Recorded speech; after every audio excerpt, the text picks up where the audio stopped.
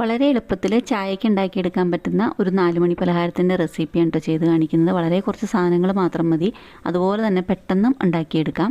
ഈ മഴ സമയത്തൊക്കെ നമുക്ക് ചൂട് ചായയുടെ കൂടെ കഴിക്കാനായിട്ട് എളുപ്പത്തിൽ ഉണ്ടാക്കിയെടുക്കാൻ പറ്റുന്നൊരു പലഹാരമാണ് കേട്ടോ. ഇതിൻ്റെ പുറഭാഗം എല്ലാം നല്ലപോലെ മുരിഞ്ഞിട്ടും ഉള്ളിൽ നല്ല സോഫ്റ്റായിട്ടും ഇരിക്കുന്നൊരു പലഹാരമാണ്. ഇതുപോലെ ഇങ്ങനെ ഉൾഭാഗം എല്ലാം നല്ല സോഫ്റ്റായിട്ടാണ് ഇരിക്കുന്നത്. അപ്പോൾ നമുക്കിത് എങ്ങനെ ചെയ്തെടുക്കുന്നതെന്ന് നോക്കാം. അപ്പോൾ നമുക്ക് ഈ റെസിപ്പിയുടെ വീഡിയോയിലേക്ക് പോവാം. അപ്പോൾ അതിനായിട്ട് ഞാനിവിടെ ആദ്യം തന്നെ ഒരു പച്ചമുളകും ഒരു കഷ്ണം ഇഞ്ചിയും എടുത്തിട്ടുണ്ട്. നിങ്ങൾ എന്തോരം അളവിൽ സാധനം ഉണ്ടാക്കുന്നോ പലഹാരം ഉണ്ടാക്കുന്നോ അതിനനുസരിച്ചിട്ടുള്ള അളവിൽ ഇഞ്ചിയും പച്ചമുളകും എടുക്കാൻ നോക്കുക. അപ്പോൾ ഇതിനിപ്പോൾ ഒരു മിക്സിയുടെ ജാറിലേക്ക് ഇട്ടിട്ട് ഒന്ന് ചതച്ച് കൊടുക്കാം. അപ്പോൾ മുളകൊന്ന് ഒടിച്ചിട്ട് ഇട്ട് കൊടുക്കുന്നുണ്ട്. അതുപോലെ തന്നെ ഇഞ്ചിയുടെ കഷ്ണങ്ങൾ നമുക്ക് ചെറുതായിട്ടൊന്ന് ചോപ്പ് ചെയ്തിട്ടും ഇട്ട് കൊടുക്കാം. അപ്പോൾ നിങ്ങൾ എന്തോരം അളവിലാണോ പലഹാരം ഉണ്ടാക്കുന്നത്, കൂടുതൽ അളവിലുണ്ടാക്കുന്നുണ്ടെന്നുണ്ടെങ്കിൽ ഈ പച്ചമുളകും ഇഞ്ചിയെല്ലാം കൂടുതൽ അളവിലെടുക്കാം കേട്ടോ. അപ്പോൾ ഞാനിപ്പോൾ ഇവിടെ 1 കപ്പ് പൊടിക്ക് മാത്രമാണ് പലഹാരം ഉണ്ടാക്കുന്നത്. അപ്പോൾ അതുകൊണ്ടാണ് ഇത്ര അളവിലെടുത്തത്. ഇനിയിപ്പോൾ ഇതൊന്ന് ചതച്ചെടുത്തിട്ട് കൊണ്ടുവരാം കേട്ടോ. ഇപ്പോൾ നല്ലപോലെ ചതച്ചെടുത്തിട്ട് ഒരു പ്ലേറ്റിലേക്കൊന്ന് മാറ്റി കൊടുത്തിട്ടുണ്ട്. ഇനിയിപ്പോൾ ഇതിപ്പോൾ നമുക്കിവിടെ നീക്കി വയ്ക്കാം. അതിന് ശേഷം ഇതിൻ്റെ കൂടെ വേറെ കുറച്ച് സാധനങ്ങളും കൂടിയും ചേർത്ത് കൊടുക്കാനുണ്ട്. അപ്പോൾ അതിനായിട്ട് ഞാനിപ്പോൾ ഇവിടെ ഇനി ആദ്യം തന്നെ ഒരു ബൗളാണ് കേട്ടോ എടുത്തേക്കുന്നത്.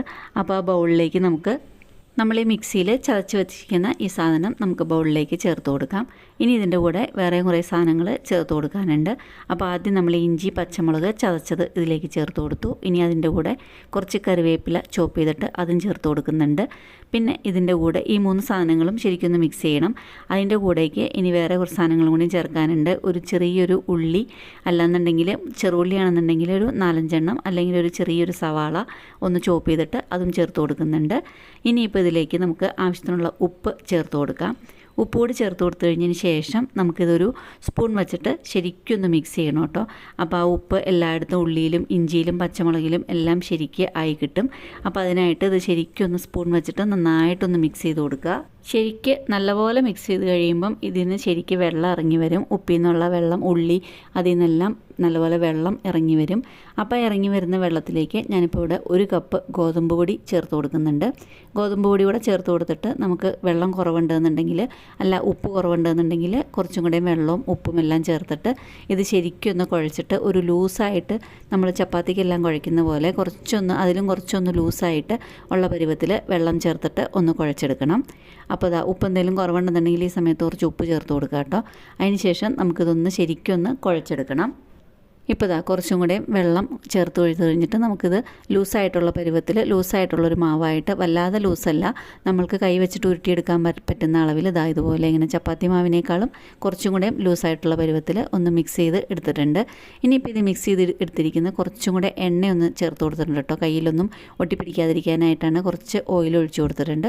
അതിന് ശേഷം നമുക്കിതൊന്ന് മിക്സ് ചെയ്ത് ശരിക്ക് നല്ലപോലെ കൈ വെച്ചിട്ട് ഒന്നും കൂടെ ഒന്ന് മിക്സ് ചെയ്ത് കഴിഞ്ഞതിന് ശേഷം ഇതെല്ലാം ഒന്ന് സെറ്റാവാനായിട്ട് നമുക്ക് കുറച്ച് സമയം ഇതൊന്ന് അടച്ചു വയ്ക്കാം. അപ്പോൾ എണ്ണ കൂടെ ചേർത്ത് കൊടുത്തു കഴിഞ്ഞിട്ട് ശരിക്കൊന്ന് മിക്സ് ചെയ്തെടുക്കുകയാണ്. അതിനുശേഷം ഇതൊന്ന് സെറ്റായി കിട്ടാനായിട്ട് കുറച്ച് സമയം, ഒരു 5-10 മിനിറ്റോളം ഇതൊന്ന് സെറ്റായി കിട്ടാനായിട്ട് ഒന്ന് അടച്ചു വയ്ക്കാം കേട്ടോ. ഒരു 10 മിനിറ്റോളം ഇതൊന്ന് അടച്ചു വയ്ക്കുക. അതിന് ശേഷം ഞാനിപ്പോൾ ഇവിടെ ഒരു പാൻ വെച്ചിട്ട് അതിൽ എണ്ണ ഒഴിച്ച് കൊടുത്തിട്ടുണ്ട്. ഈ എണ്ണ ശരിക്കും ഒന്ന് ചൂടായി കഴിഞ്ഞ് കഴിയുമ്പം നമ്മൾ ഈ മാവിൽ നിന്ന് നമ്മൾ ആദ്യം കയ്യിൽ കുറച്ച് വെള്ളമാക്കുക, അല്ലാന്നുണ്ടെങ്കിൽ ഇത് കയ്യിൽ ഒട്ടിപ്പിടിക്കും. അപ്പോൾ അതുകൊണ്ട് തന്നെ കയ്യിൽ ഒട്ടിപ്പിടിക്കുന്നുണ്ട് എന്നുണ്ടെങ്കിൽ നമ്മൾക്ക് കയ്യിൽ വിരലെല്ലാം കുറച്ച് വെള്ളമാക്കി കഴിഞ്ഞതിന് ശേഷം ഇതിൽ നിന്ന് അതായിട്ടൊരു ബോൾ എടുത്തു കഴിഞ്ഞിട്ട് നമുക്കത് കൈ വെച്ചിട്ടൊന്ന് ഷേപ്പ് ചെയ്തിട്ട് നമുക്ക് ഈ എണ്ണയിലേക്ക് ഇട്ട് കൊടുത്തിട്ട് ഇതൊന്ന് വറുത്തെടുക്കാം. ഇപ്പം ഞാനിപ്പോൾ ഒരു നെല്ലിക്കയുടെ വലിപ്പത്തിലാണ് കേട്ടോ ഉരുട്ടിയെടുക്കുന്നത്. ഒരു കുഞ്ഞു നെല്ലിക്കയുടെ വലിപ്പത്തിൽ ഉരുട്ടിയെടുത്തിട്ട് നമുക്ക് എണ്ണയിലേക്ക് ഇട്ട് കൊടുക്കുന്നുണ്ട്. അപ്പോൾ ഇതുപോലെ ഫസ്റ്റ് റൗണ്ട് നമുക്കൊന്ന് വറുത്തെടുക്കാം. അപ്പോൾ ഇതുപോലെ ചെറുതായിട്ടൊന്ന് എണ്ണയിലേക്ക് ഇട്ട് കൊടുത്തിട്ട് എല്ലാ ബോൾസും ഇതുപോലെ ഒന്ന് വറുത്തെടുക്കാൻ പോവുകയാണ്.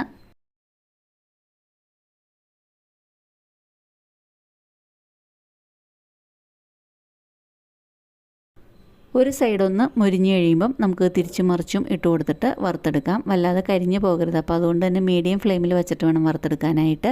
അല്ലാതെ ചൂട് കൂട്ടി വെച്ചാൽ അതിൻ്റെ പുറം ഭാഗം എല്ലാം കരിഞ്ഞു പോകും. അതുപോലെ തന്നെ ഉൾഭാഗം ഒട്ടും വെന്തൊന്നും വരില്ല. അപ്പോൾ അതുകൊണ്ട് തന്നെ ഒരു മീഡിയം ഫ്ലെയിമിൽ വെച്ചിട്ട് ഇതൊന്ന് വറുത്തെടുക്കണം. ഇപ്പോൾ ഫസ്റ്റ് റൗണ്ട് ഇവിടെ ആയി കിട്ടിയിട്ടുണ്ട്. അപ്പോൾ നമുക്കിതൊന്ന് എണ്ണയിൽ നിന്ന് കോരി മാറ്റാം കേട്ടോ. ഇതുപോലെ നമുക്ക് ഈ മാവ് ഫുള്ള് ചെറിയ ബോൾസായിട്ട് ഉരുട്ടിയിട്ടിട്ട് ഇതൊന്ന് വറുത്തെടുത്തിട്ട് കൊണ്ടുവരാം.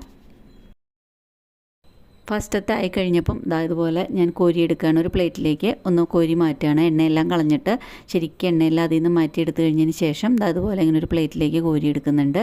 അപ്പോൾ ഫസ്റ്റ് റൗണ്ട് ഇവിടെ ആയി കിട്ടിയിട്ടുണ്ട്. ഇനി ഇതുപോലെ തന്നെ ബാക്കിയുള്ളതും നമുക്കിതുപോലെ ചെറിയ ബോൾസാക്കി എണ്ണയിലിട്ടിട്ട് ഒന്ന് വറുത്തെടുക്കാം. രണ്ടാമത്തെ റൗണ്ടും ഇതുപോലെ തന്നെ ഇങ്ങനെ എണ്ണയിലിട്ടിട്ട് വറുത്തെടുക്കാൻ പോവുകയാണ്. അപ്പോൾ രണ്ടാമത്തെയും ഇതുപോലെ ഇങ്ങനെ ആയി കിട്ടിയിട്ടുണ്ട്. അപ്പോൾ ഇത്രയേ ഉള്ളൂ കേട്ടോ എൻ്റെ റെസിപ്പി. വളരെ പെട്ടെന്ന് ഉണ്ടാക്കിയെടുക്കാൻ പറ്റുന്ന നല്ല ടേസ്റ്റി ആയിട്ടുള്ളൊരു പലഹാരമാണ്.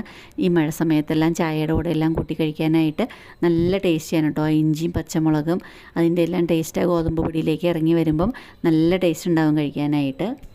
അപ്പോൾ ഇതുപോലെ പെട്ടെന്ന് ഉണ്ടാക്കിയെടുക്കാൻ പറ്റിയ പലഹാരം നിങ്ങൾക്ക് ഇഷ്ടപ്പെട്ടു എന്നുണ്ടെങ്കിൽ ഇതുപോലെ ഒന്ന് ചെയ്ത് നോക്കിയിട്ട് അഭിപ്രായങ്ങൾ അറിയിക്കുക കേട്ടോ.